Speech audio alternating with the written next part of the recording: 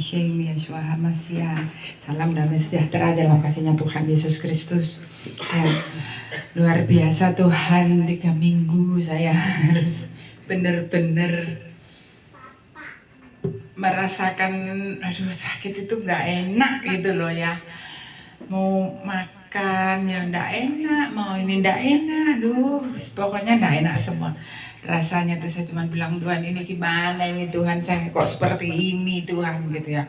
Ya udah sana kerja gitu. Oh, kerja kayaknya badannya panas, baru melangkah berapa langkah aja sudah langsung dingin. Tapi keringat dingin sudah kayak orang gimana gitu ya. Nah sementara seperti itu saya tuh kepikiran karena Bu Tiar ini sebelumnya tuh udah WA, Mbak aku tuh mau ke Malang, kesini dong. Nah, pelayanan, oh siap. Waduh seneng saya. Ya siap-siap kayak pelayanan gitu. Nah jadi ketika WA-WA-an itu saya nggak bilang kalau sakit, saya cuma bilang Tuhan nanti pokoknya kalau pas minggu tanggal 7 saya harus sehat. Saya harus sembuh Tuhan, saya cuma bilang gitu ya. Dan Tuhan nyatakan gitu loh. Ya memang musim mau bagaimana lagi, tapi Tuhan nyatakan benar-benar 6 Desember Sabtu Minggu hari ini luar biasa sembuh. Pak Basa sembuh ya Pak?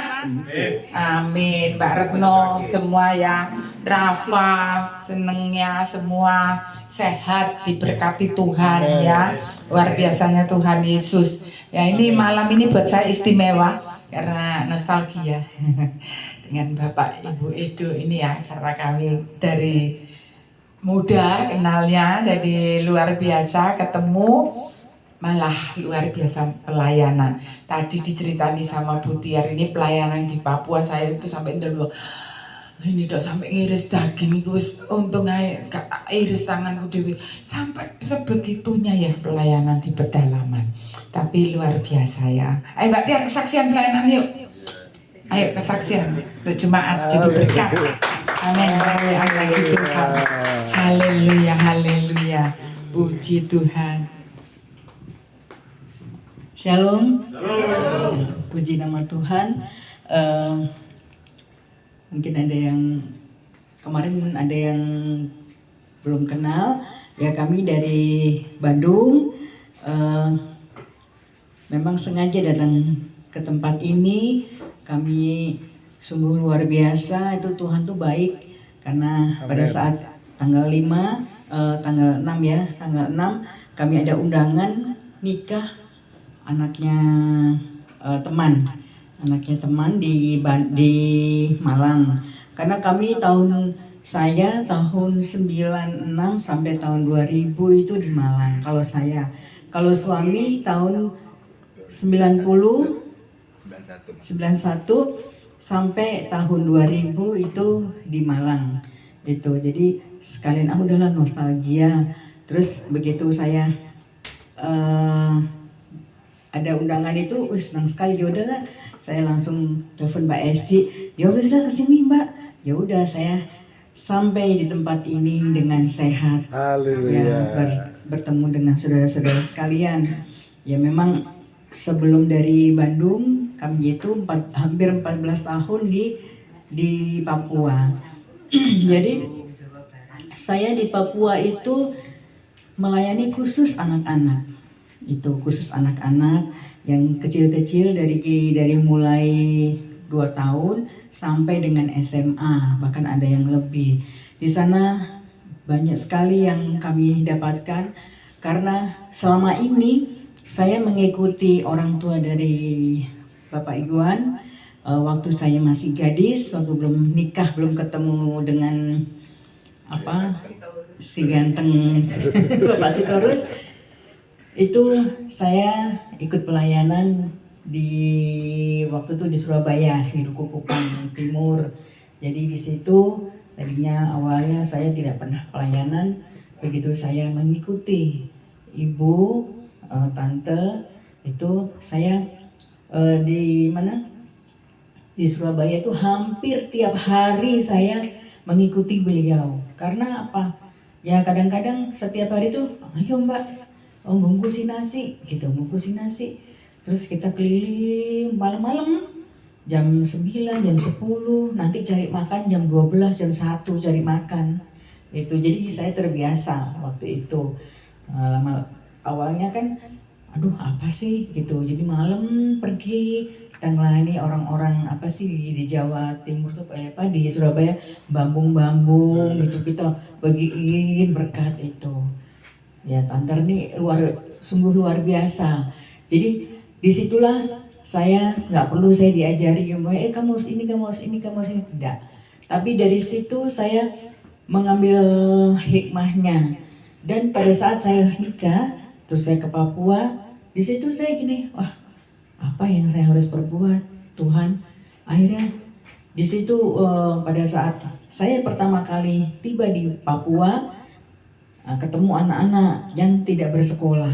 Di sana banyak sekali anak-anak itu nggak sekolah. Ya udah pokoknya main terus main gitu. Dan orang tuanya yang cewek itu biasanya mereka jam 5 pagi udah keluar rumah, mereka jualan. Nanti pagi jualan di pasar ini sampai jam 7. Jam 7 sampai jam 3 sore jualan lagi di pasar mana. Jam 3 sore nanti sampai malam jam 11 itu jualan lagi di pasar mana. Jadi orang-orang Papua itu kebiasaan jualan yang perempuan. Nah kalau yang laki kebiasaan itu ya minum. Jadi kalau umpamanya tanggal 1 sampai tanggal 5 ya tanggal 1 sampai tanggal 25 mereka di jalan. Karena habis terima gaji, mereka pegawai, ada yang pegawai. Terima gaji, ya wes, beli minuman sampai dia tuh tidur di jalan. Nanti 25 sampai tanggal 30 itu dia tidurnya di rumah karena nggak punya uang. Itu. Jadi saya melihat anak-anak ini kasihan, saya saya panggil, kamu nggak sekolah? Tidak mama. Oh, ya udah sudah sini. Saya ajak. Nanti kalau anak-anak udah pulang sekolah, anak saya 3, Grace, Joshua, Yonatan pada saat itu. Jadi Grace ini pulang sekolah, dia ngajarin anak-anak yang saya kumpulin. Itu pertama 1, 2, 3 sampai bahkan sampai 100 pada saat itu. Jadi mereka sesuai dengan umur. Nah, anak saya yang pertama ngajar bahasa Inggris. Anak saya yang kedua itu karena senang olahraga, yang ngumpulin anak-anak olahraga. Itu kadang-kadang ngajarin anak SMA itu baca, SMP. Jadi nggak bisa baca. Terus saya gini, kenapa ya anak-anak ini udah gede-gede, kenapa belum bisa baca? Ternyata begitu dia SD, pada saat kenaikan kelas, itu guru itu sudah di depan pintu dengan parang. Orang tua mereka kalau ngambil rapot itu dengan parang. Awas ya, kalau anak saya di sana bahasanya tahan kelas mati kok. Katanya gitu. Jadi kalau umpamanya nggak naik kelas, mati kamu, gitu dengan parang itu. Akhirnya ya udah walaupun mereka nggak bisa baca, nggak bisa berhitung, pokoknya dia sekolah, tapi ya cuman gitu aja. Akhirnya dinaikkan. Ternyata begitu dia mau mau daftar tentara, itu dia itu ya nggak bisa apa-apa. Itu nggak bisa berhitung 3 tambah 5 pakai jari, 3 tambah 5 jadi pakai jari dihitungnya 1, 2, 3, 4, 5, 6 itu yang sudah mau masuk tentara itu. Jadi ya Tuhan saya gini, jadi saya sama suami sama anak-anak itu ya pokoknya kita spontan aja ngasih tahu anak-anak, ayo kamu belajar, kamu sekolah. Akhirnya begitu kita kasih motivasi untuk belajar, akhirnya mereka mau sekolah. Terus saya gini, pokoknya ada anak-anak yang juara 1 sampai dengan 10 itu nanti mama kasih beasiswa. Jadi sampai dia selesai SMA, kita langsung bayarkan ke sekolah. Karena kalau nggak kita bayarkan ke sekolah, uang itu dibuat jajan. dibuat mabuk, yang laki-laki anak kecil-kecil mabuk. Jadi anak TK, SD itu mabuknya dia nggak bisa nggak bisa beli minuman karena apa mahal. Akhirnya dia beli Ibon itu. Jadi Ibon itu di satu toko ada, saya pernah mengikuti anak-anak pada saat ini. Kenapa sih anak-anak ini di kota ini, di Jayapura ini, itu anak-anak tuh kenapa sih mabuk gitu? Mabuknya tuh fly. Jadi dia kalau udah mabuk, anak kecil-kecil ini dia berani mencuri. Berani mencuri. Karena apa? Karena dia udah fly, udah mabuk. Tapi kalau dia lagi apa namanya nggak mabuk, dia takut sama kita, dia tunduk. Kalau dia mau bicara sama kita, dia nggak pernah, dia tatap muka gini nggak pernah. Iya mama, iya mama, iyo. Buang dulu sampah itu, gitu. Yo mama, siap gitu. Itu yang nggak mabuk. Tapi kalau mabuk, wah, kita kan tinggal di asrama, Jadi kalau mereka ini tidak punya duit, pernah ada kejadian gitu, teman lagi ngobrol di ruang tamu, ngobrol gitu. Oh iya, ada teman-temannya. Ya, ayo kita nanti makan ya. Aku udah masak nasi gitu. Ternyata begitu apa namanya, makanan udah selesai, tinggal mau ambil nasi, bingung karena rice cookernya nasinya rice cookernya angkat dicolong itu. Sampai segitunya di sana itu seperti itu. Padahal orang-orang ini, teman-teman ini duduk ngobrol sama teman-temannya semua di depan di ruang tamu. Kan rumah nggak sebesar ini, nggak seluas ini rumah. Jadi si rice cooker itu udah diambil itu. Ya itulah anak-anak itu. Jadi dijualnya rice cooker nih paling ya cuman berapa ribu, mbaknya 20.000, 50.000. Yang penting dapat beli minuman, atau kalau anak kecil yang ngambil beli Ibon bisa mabuk. Itu kebanggaan mereka itu di sana. Jadi pernah juga ada lampu mati, hujan deras itu depan rumah. Terus si ibunya ini bilang, Om, itu lampu mati ya, mungkin solarnya habis, pakai genset. Mereka pakai genset. Oh siap bu. Nah genset itu kan biasanya di belakang rumah, di belakang rumah utama. Jadi genset itu di luar, tapi di kerangkeng biasanya.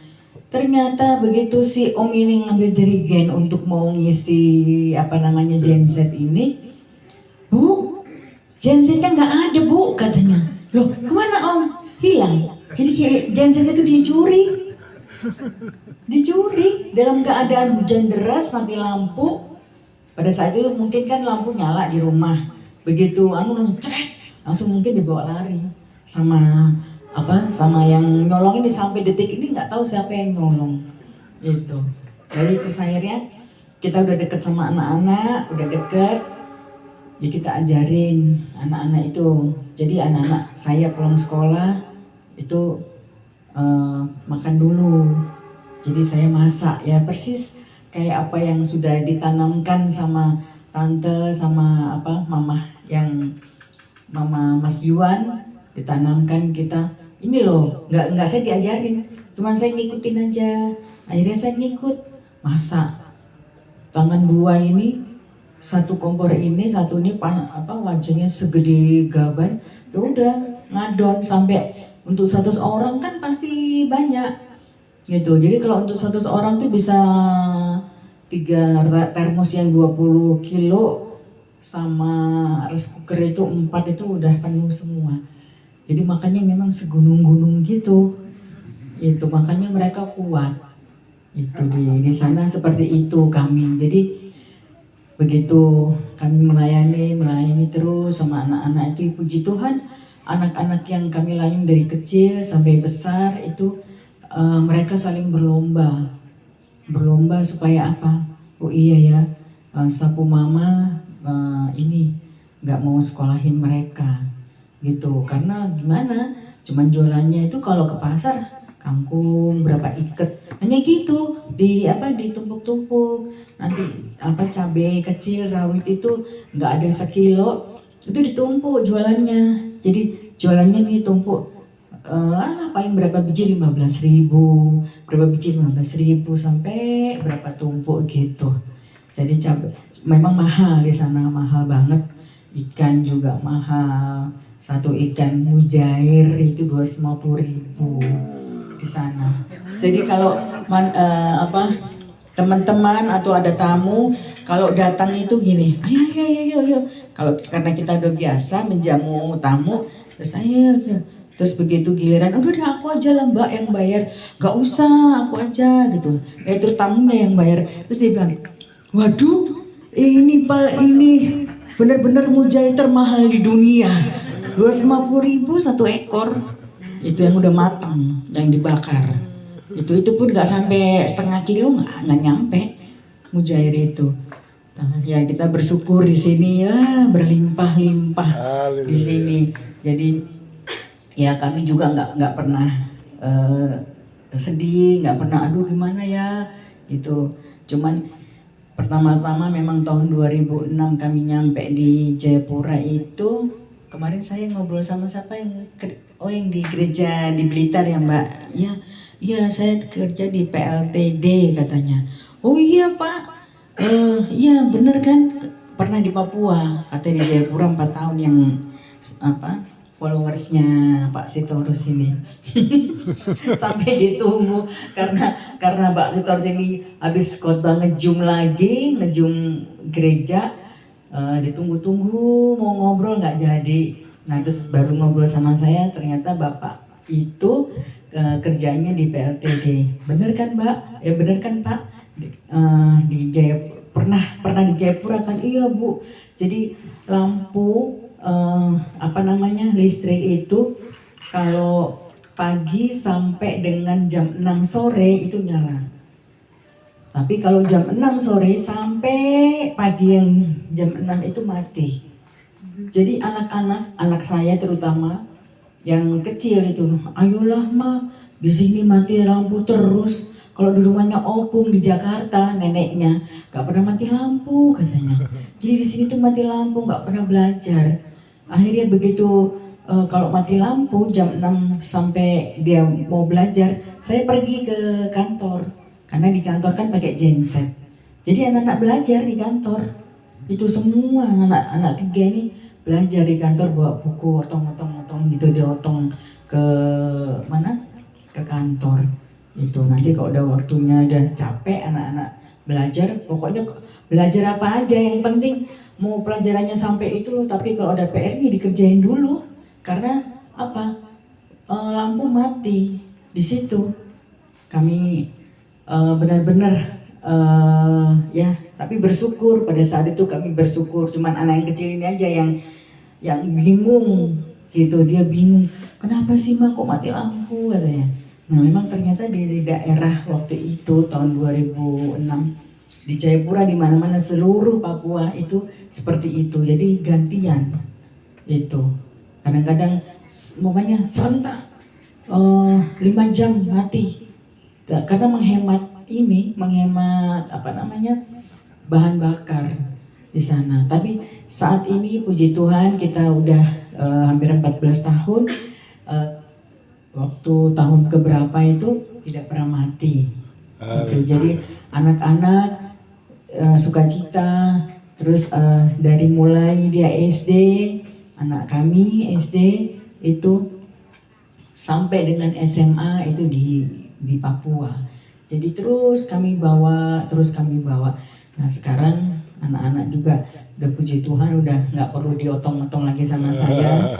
Itu jadi ya udah mereka sama seperti bapak mamahnya. Kalau ketemu orang diajarin gitu, apalagi anak saya yang ketiga itu.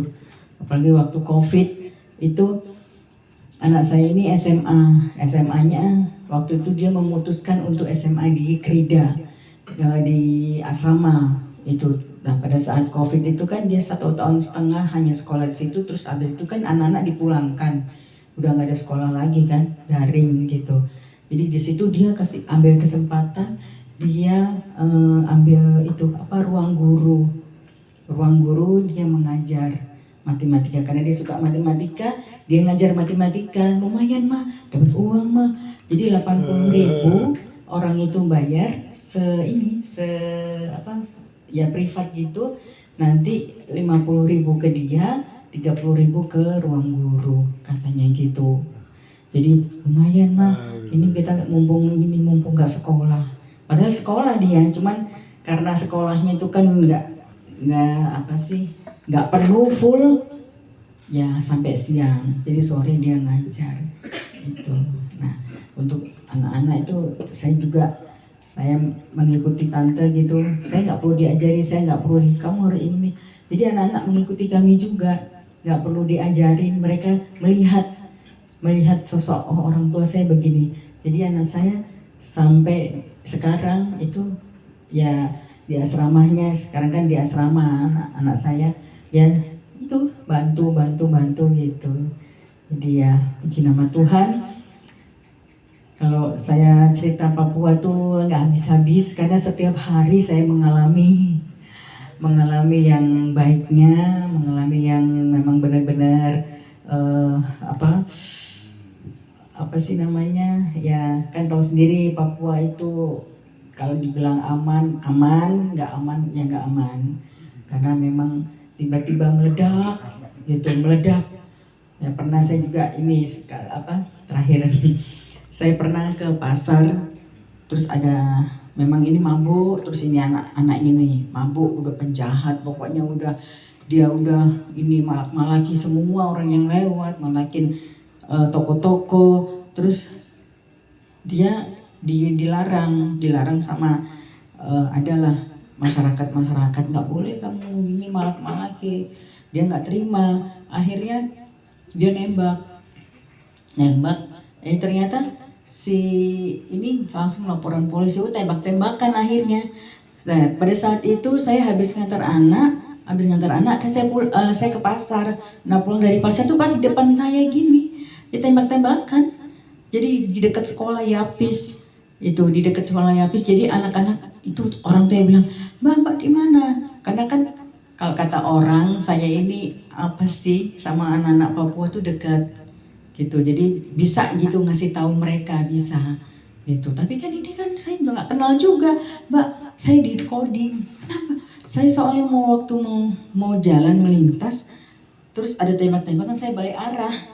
Begitu langsung saya kenceng, karena saya kan mantan supir bis Akas. Mbak Istri yang tuh naik mobil itu ya zaman dulu waktu masih gadis, menekat gitu. Nah di situ saya langsung balik arah, itu udah mati. Ini yang ditembak polisi ini mati, jatuh ke mana, ke kayak kali gitu, kalinya deres ya udah terbawa. Wah jadi di situ langsung pecah. Karena apa ya, saudaranya ditembak ya, akhirnya orang-orang itu pada berdatangan dari gunung itu. Jadi saya terhambat kan, saya langsung ke asrama. Terus pas udah agak reda sore, saya pulang. Terus saya lihat gini, mana ya yang tadi saya ternyata yang saya puter itu deket ini sungai Dunga. Jadi ya puji Tuhan, saya nggak kepikiran apa itu sungai itu apa. Jadi saya langsung muter gitu baik kanan itu. Ya sampai detik ini kita bisa ke Bandung udah 5 tahun dari Papua. Ya selama di Papua kita udah melewati semuanya itu. Nah sampai ini juga anak-anak masih sama saya, masih hubungan, masih ada grup WA di Facebook, masih ada grup WA di dulu saya kan merintis bukan sekolah belajar, Nirwana Kelas. Karena daerah sana kan daerah Nirwana, Jalan Nirwana. Karena Jalan Nirwana kita bikinlah Nirwana Kelas. Tapi sampai sekarang masih kita berinteraksi dengan mereka. Tapi ada juga yang terhilang waktu itu. Saya sangat miris banget. Waktu begitu kami pindah, ada anak-anak yang ya memang nggak bisa diatur. Anak ini perempuan, dia kembar SD. Itu ternyata begitu kita pindah ini, itu si Lia, namanya Ice Lia, nggak tahu siapa yang ini karena dia kembar.